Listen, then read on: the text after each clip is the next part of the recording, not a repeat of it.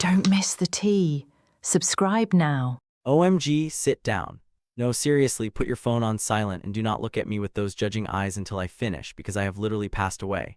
I am a ghost. You are speaking to the spectral remains of a man who has died of humiliation. You know how I've been, okay, let's call it passionate lately. About the whole swimwear thing. Being French in this super international university is exhausting, okay?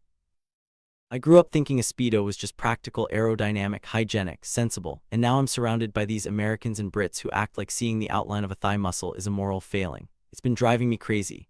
So this morning, I wake up, I have my coffee, and I decide today, Pierre, today you are going to be a serious academic. I needed to do my work for Professor I Have Never Smiled in My Life Miller's seminar. You know Miller. The man is 40, looks like he was born wearing a tweed jacket, and is terrifying. We have a shared email thread with him and the TA, Sarah, for thoughtful inquiry. It is a sacred space of intellect, so I have my laptop open, split screen.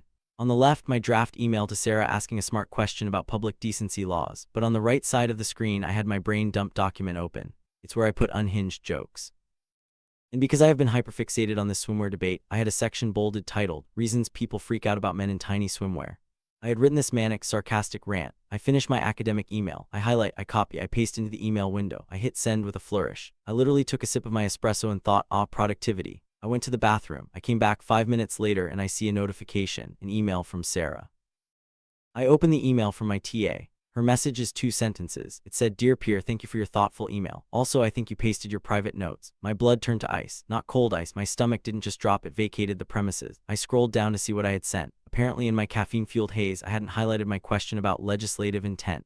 No, I had highlighted the entire banned Speedo rant from my brain dump doc. There it was.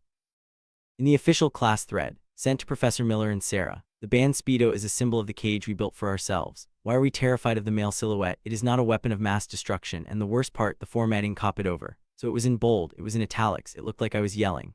It looked like I had snapped, chugged a bottle of absinthe, and decided to email my professors a manifesto about the oppression of swim briefs.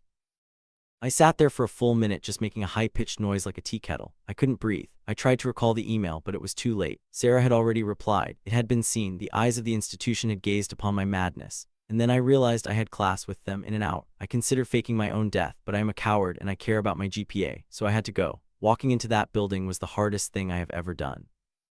Walking into that building was the hardest thing I have ever done. I felt like I was walking naked, ironically, exactly what my rant was defending against, through the hallway. I get to the seminar room. Sarah is there setting up the projector. She looks up, she sees me, and you know what she does. She doesn't laugh, she doesn't frown. She gives me this look of pity, confusion, like she's looking at a wounded animal that also happens to be a pervert. She just gave a tight little nod. Then Professor Miller walks in, the man who holds my academic future in his hands, the man who probably wears 3 layers of wool to the beach. He sits at the head of the table. He opens his notebook. He looks around the room. His eyes land on me. I stopped breathing. My heart was hammering against my ribs like it was trying to break out and apologize on my behalf. I waited for him to say, get out, or please see a therapist. Instead, he just blinked, slowly, like a lizard. And then he opened his mouth. I rushed up to him after class ended. I had to. I couldn't leave it hanging in the air over the weekend. I looked insane. I was sweating. I started babbling. Professor, I am so sorry about the email earlier. I was doing research, and I have anxiety, and I have a copy-paste problem. I am not trying to start a swimsuit revolution in your seminar. It was a mistake, a typo, a glitch in the matrix. I sounded guilty. I sounded like I was trying to cover up a crime. He looked at me over his glasses. He was so calm. It was infuriating. He just said, noted. Noted. What does that mean? Does he agree? Does he think the Speedo is a symbol of the cage? Does he think I'm a deviant? Noted. And then he packed up his bag and left. So now here I am. It is Friday night. I have to go back there on Monday.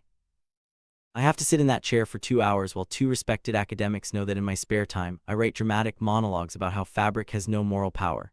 They have read my soul, and my soul apparently looks like a complaining Frenchman in a tiny bathing suit.